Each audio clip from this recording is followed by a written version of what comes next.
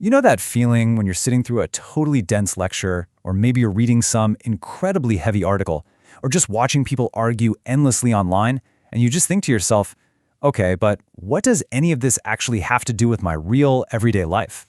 Well, it's a completely valid frustration. For thousands of years, brilliant thinkers have argued over these massive, abstract questions about the universe, the human spirit, and free will.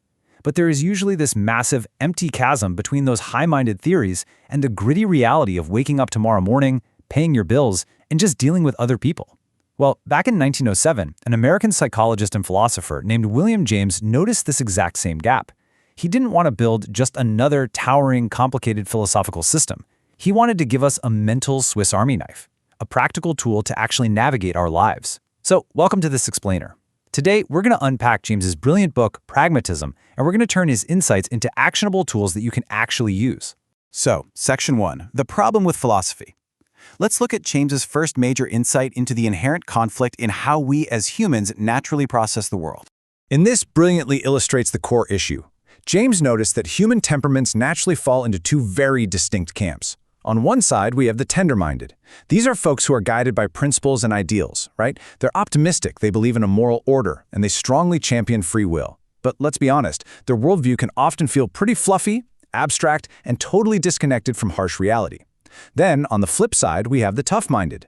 These people rely strictly on hard facts, direct observation, and materialism. The problem here? Well, their worldview can end up feeling incredibly cold, dry, and just fatalistic. James realized that the average person actually wants both. We crave the hard, scientific facts of the tough-minded, but we desperately need the meaning, the hope, and the ethical values of the tender-minded. Pragmatism was designed to be the ultimate bridge between those two extremes.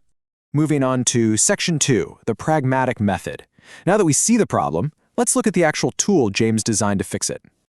To explain how this tool works, James shares this fantastic, kind of hilarious anecdote from a camping trip. He came back to camp one day to find his friends in an absolute heated debate about a squirrel clinging to a tree trunk.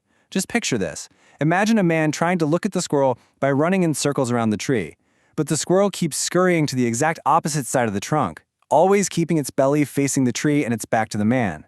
So half the camping group argued that the man is going around the squirrel because he passes north, east, south, and west of it. But the other half argued no, he is not going around it because he's never actually behind the squirrel. They were at a total stalemate. James stepped in and just basically pointed out that this entire debate was nothing but an empty verbal exercise.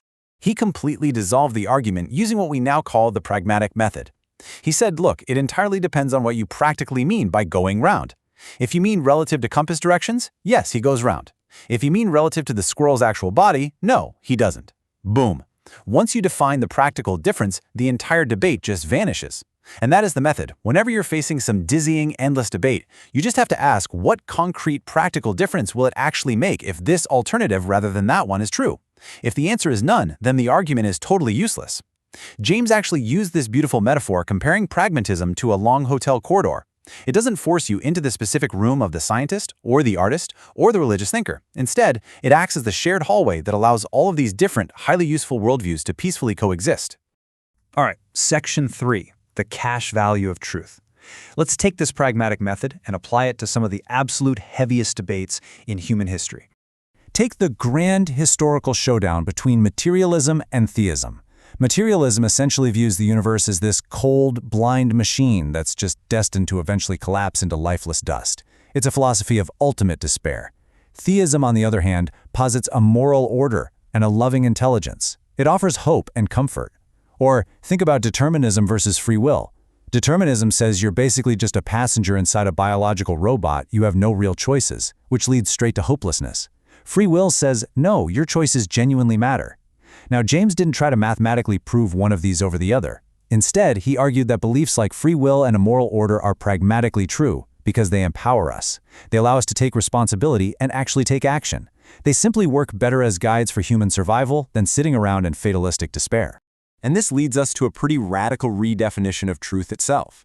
Imagine you're lost in a dark, dense forest. You are freezing, you're desperate. Suddenly, you spot a faint little path and an idea pops into your head. If I follow this path, it's going to lead me to safety. At that exact second, is that idea a static, objective truth? James says no. It is an active hypothesis. It only becomes true when you actually walk down the path and it successfully leads you to a warm village.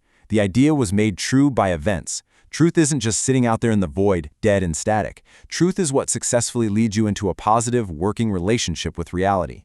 So the crucial point here is this incredibly provocative term James coined, the cash value of truth.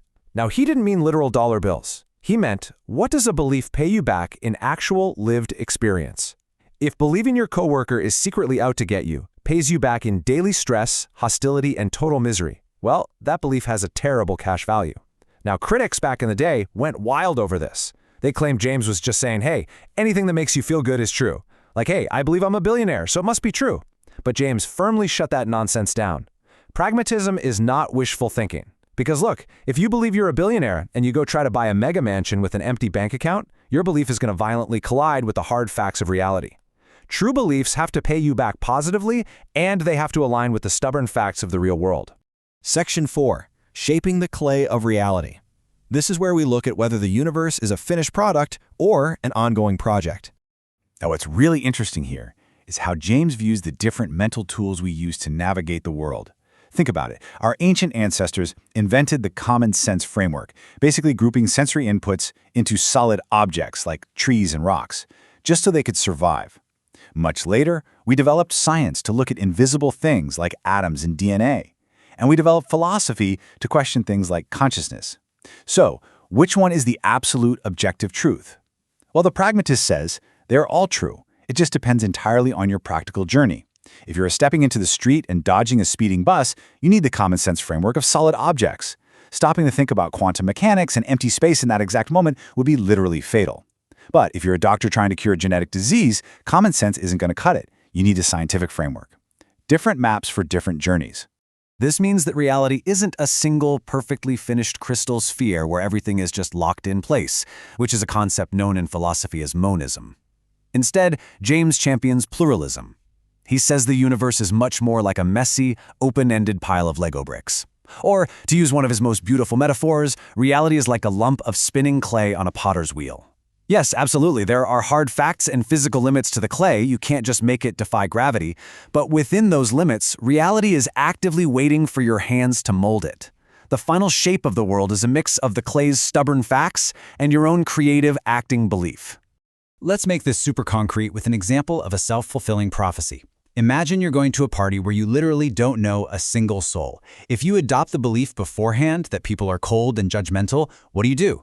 You sit in the corner with your arms crossed. And because of that, people will naturally leave you alone, and you will go home validating your own negative reality. But if you adopt the belief that people are warm and friendly, you'll step into that exact same party, you'll smile, and you'll engage. People will naturally respond warmly to your good energy, and you've literally just co-authored a totally positive reality. You didn't just passively discover the truth of that room. Your belief and your action actively shaped the clay of reality. Section 5. The power of meliorism. This brings us to the final and honestly the most deeply personal application of James's work regarding our hopes for the future. Let's move to this next part and see how this builds our entire perspective on the world. Historically, people tend to fall into either optimism, believing everything is just magically guaranteed to be fine, or pessimism, believing everything is totally doomed. James saw a really dangerous flaw in both of these mindsets. They make us completely passive. Think about it. If the world is definitely going to be saved anyway, or if it's definitely going to be destroyed anyway, why do anything? What's the point? Instead, James introduces meliorism. This is the belief that salvation is a real possibility, but it depends entirely on our collective effort. It demands that we get off the sidelines and become active participants in the outcome. James actually asks us to imagine this wild cosmic scenario. Imagine the creator of the world standing before you right before you were born, and they offer you a choice. They say, look, I'm making a risky, totally unfinished world. There is zero guarantees of safety, and there will be real suffering. But it is a world where every single good deed and act of courage you contribute will actually help tip the scales toward goodness. Your efforts will truly, literally matter. Will you join?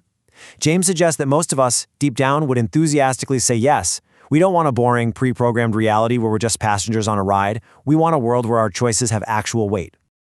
All right, so how do we take all this philosophy and actually use it tomorrow morning? Here is your highly practical takeaway, the pragmatist's checklist. First, cut through useless arguments. If a debate is not going to make a single practical difference in the real world tomorrow, just let it go. Stop wasting your precious energy. Second, test your beliefs by their cash value. If a story you're telling yourself is just leading to passivity and isolation, it is pragmatically false for you. Drop it. Find beliefs that empower you. And third, embrace meliorism. Stop waiting for some perfect master plan to just drop into your lap. Take responsibility for your own little corner of the world. William James didn't want to build some intellectual fortress for us to hide in. He wanted to give us a path to actually walk on. He proved that philosophy isn't just academic nonsense. It is a vital tool for living, breathing, and surviving. The universe is not finished. It is waiting for us. So the only question left to ask yourself as you step back into your life today is this: will you help shape the clay? Please like and subscribe.